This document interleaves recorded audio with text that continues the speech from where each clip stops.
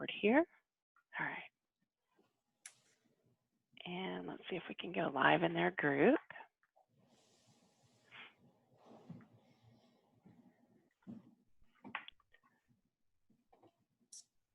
All right, it says that I can. We're just going to try it. How about that? All right, sounds good. And let me know when you want me to share. Okay.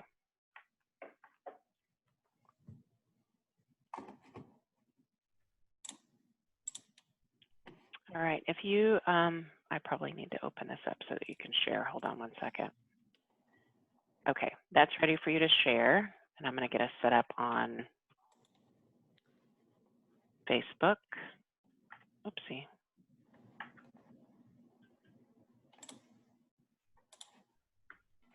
All right. We're going to go interactive. Are you seeing my PowerPoint? I am. Yes, okay. ma'am. Perfect. All right, let me fill this out real quick. Natalie. Shipp.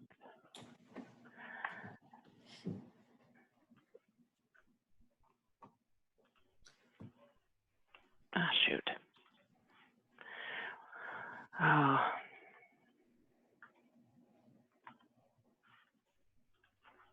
Presenting.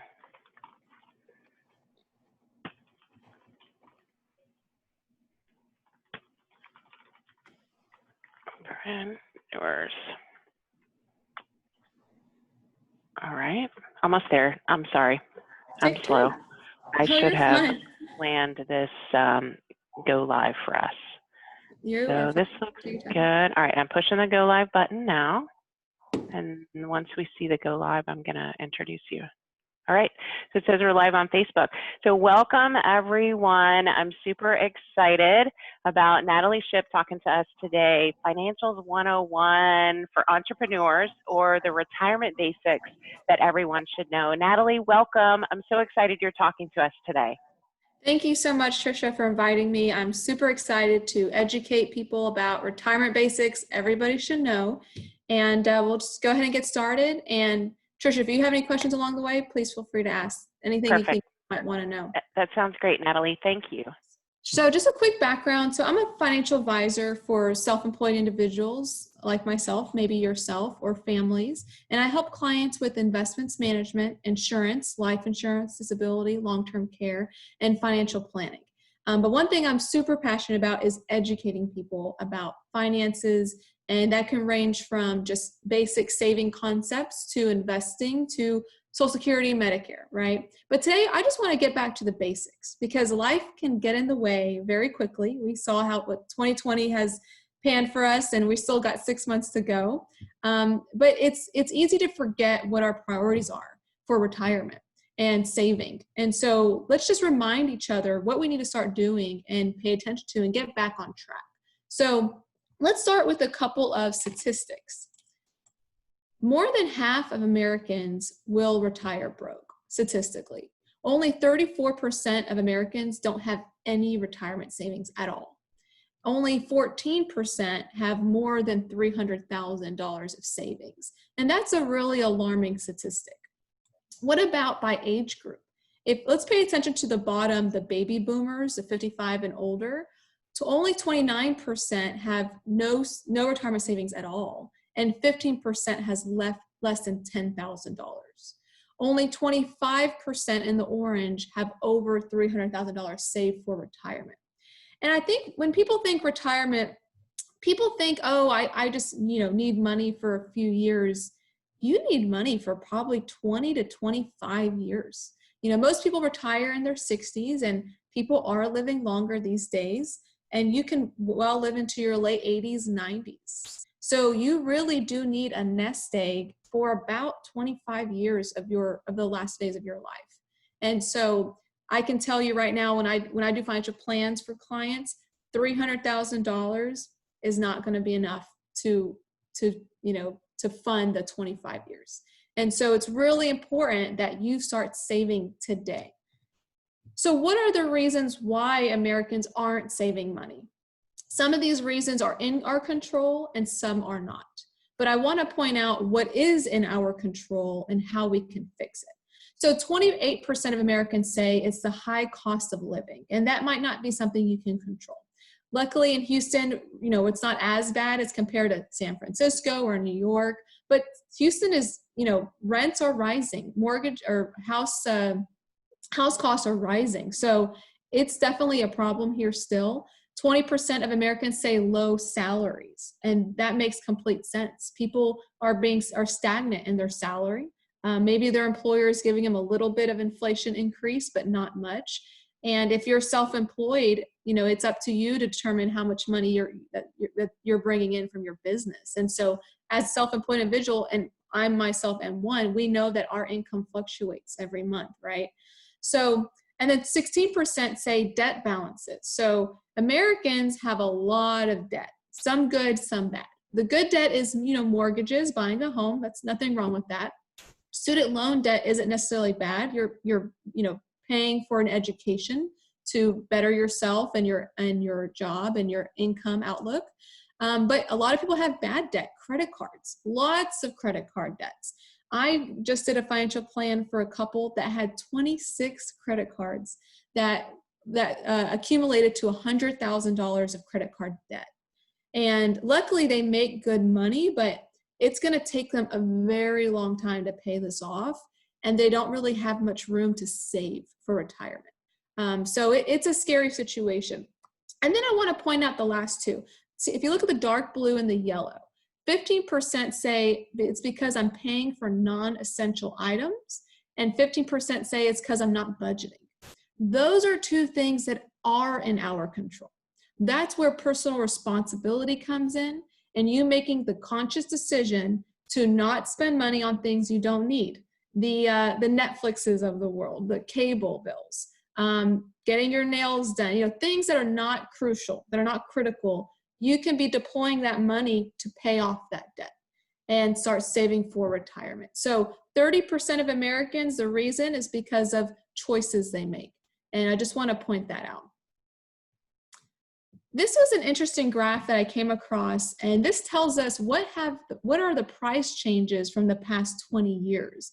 It's pretty alarming. So if you look, this is back to 1998, okay? So if you look at the bottom, this tells you what's been more affordable over the past 20 years, and this is a good indicator on what's going to be more affordable in the next 20 years.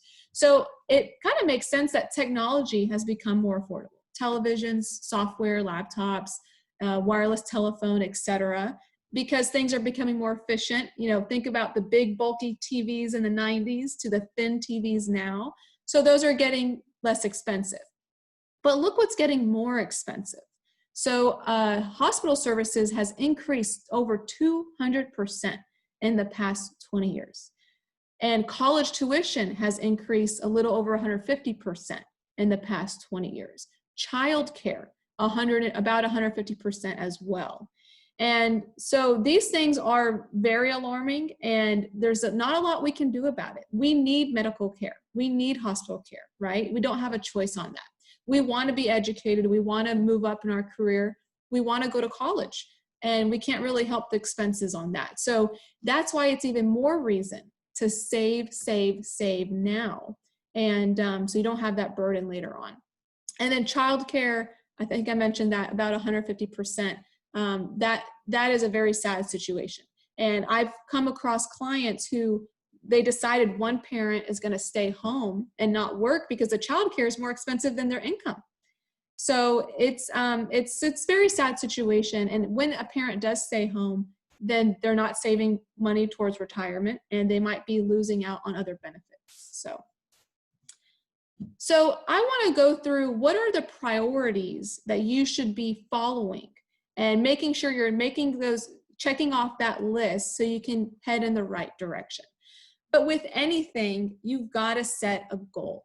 You have to be motivated to save. If you're not motivated, you're not going to do it.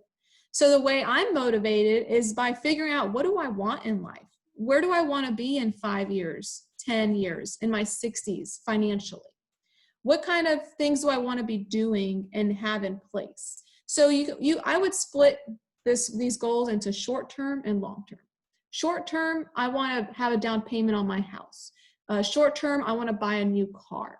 Those are good short-term financial goals. Long term, in my 60s, I want to have enough to not work. I want to pay off my home. I want to travel the world for a few years in retirement. Those things cost money. But your retirement is not somebody else's retirement. Everyone's different. Example, my mother's a flight attendant. She travels the world for 45 years. She's over people. She's over going out and traveling, and she wants to be a hermit and stay home for retirement. So she doesn't need to travel a lot, meaning she doesn't need that budget for travel, right? So maybe she doesn't need as much in retirement than somebody who sat behind a desk for 40 years and they want to travel. That's going to cost you more money. So figure out what retirement means for you. Where are you going to be? Where are you going to go? What are you going to do? And maybe you're going to continue working in retirement. A part-time job. I see a lot of people do that just to keep themselves busy, keep their mind at work, right? Keep being physical.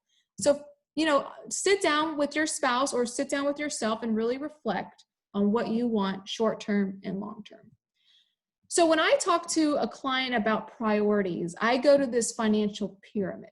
And we always start from the bottom up. I want to make sure that they've got the risk management at the bottom covered and those boxes are checked before we talk about wealth accumulation, before we even talk about retirement savings.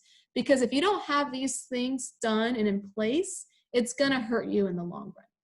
So the first thing I want to make sure you have is an emergency fund, just cash sitting there that is just for unexpected expenses, necessary items, and urgent items, okay? So these are things like job loss, medical emergencies, home repairs, car maintenance that were completely out of the blue, right? We're not talking about your oil changes. We're talking about your engine falls off your car, something crazy, or unplanned travel expenses. So those are reasons why to have an emergency fund. The rule of thumb, they say, is 3 to 6 months of expenses. I like to be conservative at 6 months. So and I'm talking about essential expenses. So if my rent, my water, electricity, gas, groceries, say that's $3,000 a month, and I need 6 months of expenses, I need to save $18,000. That's my emergency fund goal. I would say for most people, that range is 10 to 20,000. That's usually a very comfortable amount to have as an emergency fund. But you have to make sure you only use it in emergencies, not shopping, not traveling, emergencies. Where should you keep this money? In a savings account, something where it's accessible. You don't want it in a CD because sometimes there's limitations. If you take money out early, there's a penalty. So you want it in just a safe, from the market risk, easy to access savings account, okay? Very simple. So Americans, as you can see from the past statistics, are not very good at saving. 34% of Americans have $0 in their savings account right now, and 35% have less than $1,000. And so, again, the reasons vary. It could be things not in your control, but I would tell you, I bet there's some things in your control that you could be saving more. Then I like to talk to clients about life insurance. This is important. Look, it's boring. It's not fun to talk about life insurance, but it's important. Because if your income is coming in, you have people depending on that income, a spouse, kids, family members. If something happens to you, what happens to them? Then they're left with this burden of having to come up with that income when they were paying bills with that income, right? So people ask me, how much life insurance do I need? I don't want too much. I don't want too little. So I have this list 1 through 6, and I start at the top. The first 2 is the bare minimum you should have. At least have enough to cover for funeral expenses, and at least have enough to cover liabilities. What does that mean? So if you have a $200,000 outstanding mortgage, have at least $200,000. If you have credit card debt of $50,000, have at least $50,000, right? So that's $250 right there. And then number 3 is cover income for your spouse for an X number of years. That's a conversation you should have with your spouse or family member, whoever you're depending on. If something happens to you today, how many years would they need to just get by, to get back on track? If you're making $50,000 a year and they say, I want 5 years of your income in case something happens, that's another $250,000. Now you're at $500,000. So you kind of add the layers of what you want and what you desire when something happens to you. The next thing is kids' college expenses, if that's what you want. If you want to pay it off, add another $100,000 per kid. Yes, that's how expensive it's going to get in the next 10, 18 years. So that's another $600,000, you know? So it adds up. And there's different types of insurances. We won't get into it, but it's definitely something to consider. And it doesn't have to be that expensive. As an example, I just quoted a 30-year-old male healthy for $1 million, and it cost them $30 a month for 20 years. For, you know, it doesn't have to be that expensive. So it's something to definitely talk about to an insurance agent for sure. Disability insurance. This is very critical as well. If, as an example, my mother, a flight attendant, her job is very physical. If she breaks an arm, if she breaks a finger, she couldn't work for a month or a couple months. So that's, you know, money not coming into her accounts. How is she going to pay the bills? So disability insurance comes in and helps replace that income when you're on short-term or long-term disability. So that's definitely something to consider. It's not inexpensive. Life insurance can be inexpensive. Disability is a little more expensive. It may not be in your budget, but if it is, if you can't afford disability insurance, it's certainly something to look into. And then health insurance. That's, you know, I don't have to explain that. We all know how expensive medical care is, but it's even more expensive if you don't have health insurance. So definitely talk to a health insurance agent about what your options are. There's a lot more than you think. And as self-employed individuals, you don't have a company providing that, possibly. So it's really the burden on us to provide everything. We got to provide our own life insurance, disability insurance, retirement savings accounts, etc. So for self-employed individuals, it's much more difficult in this process. Debt. So that is something I talk to my clients about a lot, because a lot of them don't even know, one, how much debt they have. They don't know what interest rates their debt is at. They don't know how long it's going to take to pay it off, because they're just doing the minimum payment. When you do the minimum payment, you're almost never going to pay it off, because it's all going to interest and you don't really have a plan. So my first thing is, I would say, is take a piece of paper, write down all your debts, your interest rates, and you can Google some great debt projections that can tell you, if you pay this amount each month, you're not going to pay it off for X number of years. Figure out when you're going to pay it off. And then figure out, oh my gosh, I'm not going to pay this off in 20 years. That's crazy. I need to start putting more money towards my debt, my principal. And then start doing a plan of action to do that and reach a goal of when you want to pay off that debt. So people ask me, what should I pay off first? Should it be the higher interest rate debt? Should it be the lowest debt amount? I don't think there's a right answer. I think it depends on you and what your motivation is. I'm a checklist person. I like writing checklists and marking off the boxes. So I like the idea of lowest debt amount, just getting, you know, the $500 credit card, paying that off, the $1,000 car loan, paying that off, $5,000 student loan, paying that off. So I like to check things off, and that motivates me to get going and get this done. If you don't need that, then maybe doing the higher interest rate makes sense. Financially, that does make sense.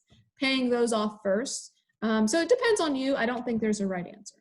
So what are some tips to paying off the debt? Cutting your unnecessary expenses.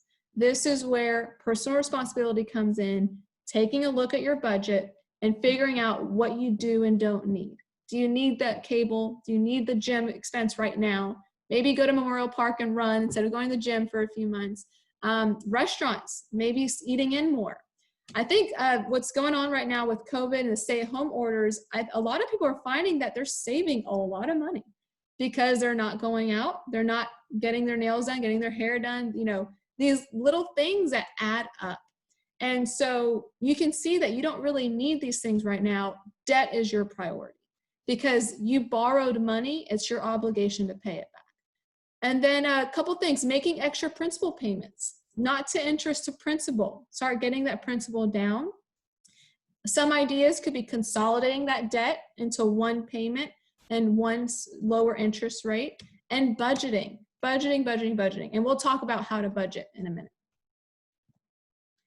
So once you have those risk management things checked off, and again, you don't have to eliminate all your debt to start saving for retirement, but you need to have a game plan. You got to be consistent with your debt payments. So then let's talk about retirement and saving and what that looks like.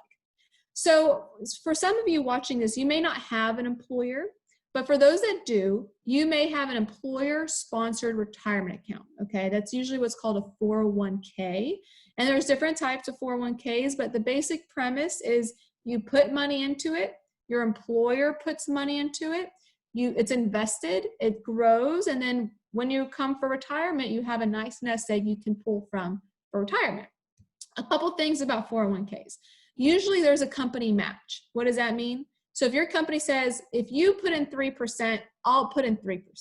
That's free money. If you put in 2%, they're just going to put in 2. So put in that 3%.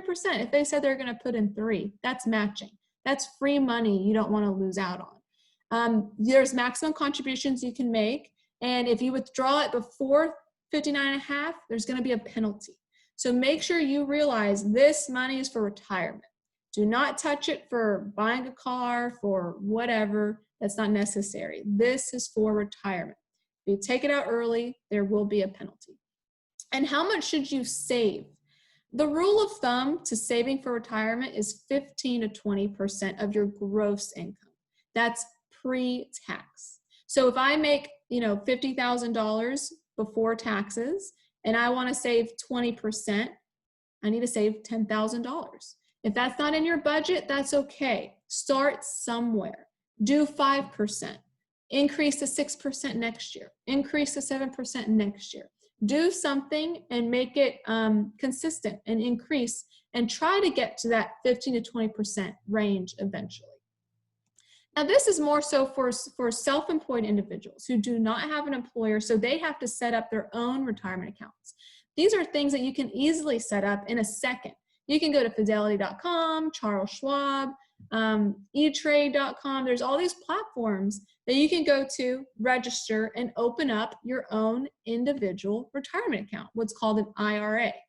There's two different main types. There's tons out there, but the two main ones that people come across is traditional IRAs and Roth IRAs. Same concept as a 401k. It's a retirement account. You put money into it, you invest it, it grows. Obviously, markets fluctuate, but over the long term, it should grow, and you have that nice nest egg for retirement. There's limitations on how much you can put in. For some people, if you make too much money, you can't do a Roth. So there's all these rules, but look into this and figure out which one is right for you. The main difference between the traditional and the Roth is the traditional is pre-tax. So if I take $100 of my income before taxes and I put it in the traditional, that $100 is going to be invested and grow. If I do the Roth, my $100 is actually $80 because they took away $20 for taxes. So Roth is post-tax. So I put in 80, it grows, but when I take that money out, it's tax-free. The traditional, you have to pay taxes when you take it out later. So they're both good types of IRAs. I don't think one is better than the other necessarily. It's just, do you want to pay taxes now or do you want to pay taxes later? So, and for everybody, it's different. There's not a right answer. It depends on your circumstance. And then there's non-qualified investment accounts. So that's something that's not a retirement account. You can just open this up, put money in, you can invest in whatever you want. There's no limitations. You can take it out whenever, at any age, any amount. There's no limitations. The only downfall is the taxes. There's no tax benefit here. So if you put money in and it grows, that's income that you're going to be taxed on. Unlike the retirement account, those taxes are deferred until later. So those are the different types of investment accounts that you can start investing in now. So that kind of sums up, Retirement 101. We talked about your priorities, checking off those boxes. We talked about the types of retirement accounts you should consider getting into. So here are some action steps and next steps you should take. First is visualizing your retirement, setting those goals like we talked about. 2 is getting a will. Oftentimes, I work with a lot of pre-retirees, and vast majority of them do not have a will. It is so important. So if something happens to you, where is your assets going to go? Things that you've worked hard for, you've saved up for, You want to make sure they're going to the right people. And not just the will, but like health directives, financial directives. If something happens to you, an accident, you're in a coma, you can't speak for yourself, who is going to speak on your behalf? That's what a directive does. I recommend working with an estate attorney. They should know what they're doing. Doing online wills is not the best option, but if you don't have the budget for an estate attorney, it's better than having no will at all. And then budgeting and spending wisely. Okay, so I have clients ask me, how do I budget? It seems daunting, it's complicated. You know, there's like the Mint app I could do. Dave Ramsey has his own rules for budgeting. Susie Orman has ideas for budgeting. You know, all these financial gurus, they talk about budgeting. It doesn't have to be hard. My budgeting is I save first. So if I'm saving 20% of my income, say I make $100,000 and I save 20% of my income, $20,000 is going to retirement. I'm not touching it. The rest of the money, I can do whatever I want with it.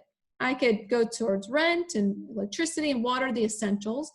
I can go to Vegas, I can travel. I don't care at that point because I've saved first. That's my budgeting concept. It doesn't have to be that complicated. So I would say go with that, but you know, having those apps are really helpful if you want to figure out what you're spending your money on and what you need help with. The Mint app is a great way to categorize those things. Then fourth, emergency fund, building up your emergency fund. Figure out what that number is for you, and that should be your priority, is getting that done first. And also looking into protection, life insurance, disability insurance, health insurance. If you're in your 50s and 60s, you might want to consider long-term care insurance. So having protection for you and your family. Having a debt payout plan, paying off the debt as quickly as possible, but having a plan in action and seeing where the end game is. There is a light at the end of the tunnel, but you won't see that light unless you make a plan. And then once you have those checked off, start saving aggressively towards retirement. The rule of thumb, again, 15 to 20% of your gross income into a designated retirement account, 401k, traditional IRA, Roth IRA. There's lots of different types of IRAs. So if you want somebody to talk to about those things, I'm happy to help in that area. So that does it for Retirement 101, basically. Thank you, Tricia, for inviting me. And you know, my contact information is at the bottom, my phone number and email. So I'm happy to answer any questions and discuss any financial guidance I can help with. Thank you, Natalie. This was awesome. I took like 2 pages of notes. Good. I really appreciate it. And I love that you're such an educator. And one of the reasons why I had reached out to this group to have you invited to come speak is because I know that you have a really big heart, and it's really about educating people on how to financially be more sound, because you know, most of us, especially us entrepreneurs, are not very good at saving money. I'm not speaking for everyone, but I know a lot of us have a really hard time. So one of the things that I wrote down was, you know, there's no easy button. This is hard. And having somebody like you, or somebody who does what you do, help in that space is really important. So from a budgeting perspective, you gave us some really high level stuff. When you first start working with your clients and you take them through these steps, do you give them a worksheet? What does it look like when you first engage with your customers? Yeah, so I pull up that financial pyramid and I kind of go from the bottom up, and we just start talking about what they have, what they don't have. And then I create a checklist, a priority checklist. So, you know, before you work with me, before, you know, I help you invest your money, I need you to save for your emergency fund. And we'll have a game plan, how much they should save every month. And then maybe in 8 months, I'll call them, check in. And then once they've got that, let's go to the next step. What does that look like? Insurance or whatever, or maybe saving for retirement. And then at that point, I can help them open a retirement account and start saving. So just doing a checklist and following up and making sure that they're being proactive in it. But I can only do so much. It's all about the client taking initiative and accomplishing those checklists. Yeah, I love that you said, you know, taking responsibility for your own money, right? I mean, we all have to have the right Mhm. mindset when it comes to those things. So I also know, and I would love for you to talk a little bit about that you have people in your business circle, your contact sphere. If somebody needed help with some of the steps that you talked about, like the will Yeah, or, you know, those sorts of things, that you have partners that you work absolutely. with on a regular basis. Yes, I have go-to people for that, for different reasons, depending on people's budget as well. So I have a couple of state attorneys that I love, and I know you know someone in our circle that's an estate attorney, and she's excellent. CPAs for your taxes, anything in terms of retirement. If you need somebody for that, credit repair, that's often something I see people need help with. I have a go-to person for that. So if something I can't do, I can navigate on who can help you. And I don't like to refer people that I don't trust. And so these are people I've built relationships with. Yeah, I love that. So is there a cost to engage with you initially? Do you do a consultation? What does that look like? Yeah, no, consultations they don't cost anything. It's simply a conversation. It's simply, this is what you've got going on. This is what I would recommend. This is how we could work together. Whether it's, an insurance solution, I can help you with that because I'm a broker and I sell all insurance products and companies. If it's an investment solution, I can help you with that. And those have their own individual costs, and also financial planning. If you just want a big overview, a big picture of where you're headed and digging into your expenses and your income and somebody to hold your hand through your financial life, that's where financial planning comes in. And so we can have that relationship, and that has a separate cost. So, but certainly initial consultations and meetings don't cost anything. It's just a conversation. Right. And I think a lot of people are very apprehensive in connecting with a financial advisor in the beginning. I know for me, 13 years ago, when I opened my first business, it was a scary thing. Like, I don't want to go talk to a financial advisor because I don't have any money in the bank. But Yeah. we've got to start somewhere, right? Yes. Yeah. And I tell people, look, you might not be a client for me today. We might not be able to work together today, but I have every confidence that if you do the checklist that I lay out, we could work together later, and you'll get to that point. So I'm happy to have conversations. It's, an hour of my time, and I get to meet you, and you might know people that need my help as well. So I wouldn't be afraid to have it. And I would definitely recommend having it with several advisors, because you want to find somebody that works with your personality and that has the same goal in mind. There's different types of advisors out there. So you want to find the one that best fits your personality. I like that. So are you suggesting we should interview our financial advisor? Yes, 100%. I'm not interviewing you, you're interviewing me. So I got to be off my game every time. But you made a great point earlier, Tricia, that self-employed individuals, the reason why they might not be the best at saving is because they don't really have the platforms in place. When I worked for a company as a W-2 worker, with a signature on a page, I had life insurance, I had a 401k, I had all this stuff set up. We don't get to do that as self-employed people. We have to do it ourselves, and it's hard. And we also put money into our business. And so people think my business is my retirement because I'm going to sell it or, whatever. If that plan goes awry, you've got to have a backup plan. So it is difficult for self-employed individuals, for sure. There's definitely more of a burden than a typical W-2 employee. Yeah, well, and I would say, and maybe you could speak to this a little bit, but the last few months, I think, have really changed people's mindset about saving. I hope so, and I really do, especially people thinking, I really don't need this. I don't have to do this non-essential item. I could deploy this money and pay off my debt and get that burden off my back. Or people losing jobs, having to go on unemployment. It's a difficult process, and it's really sad and heartbreaking. And knowing that you don't know how you're going to pay your rent the next month because you lost your job, it's a scary situation. Nobody wants to be in that. And that's why emergency funds are so, so critical. And again, it's going back to looking at your expenses and figuring out what can you cross off so you can save for your emergency fund. You can get that item back later, just not right now. You don't need the cable right now. Wait, you don't need the Netflix, wait a year. Just try to really figure out what your priorities are.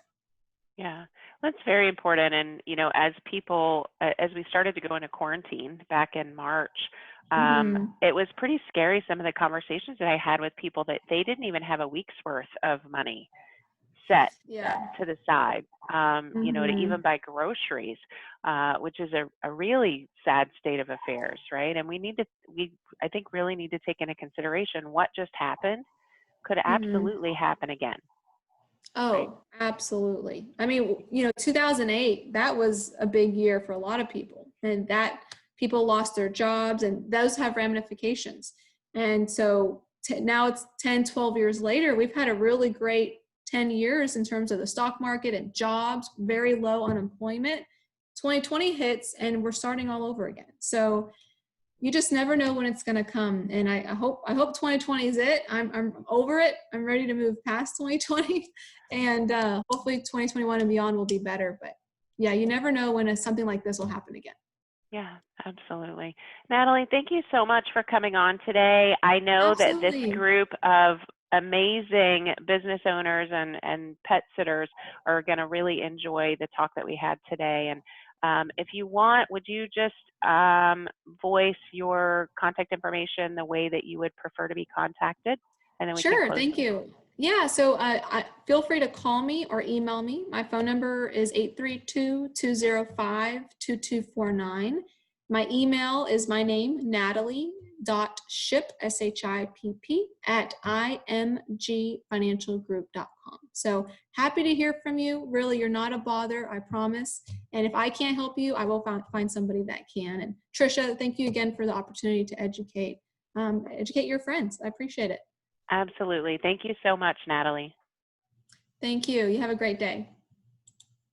All right, I stopped the Facebook and I'm going to stop the recording.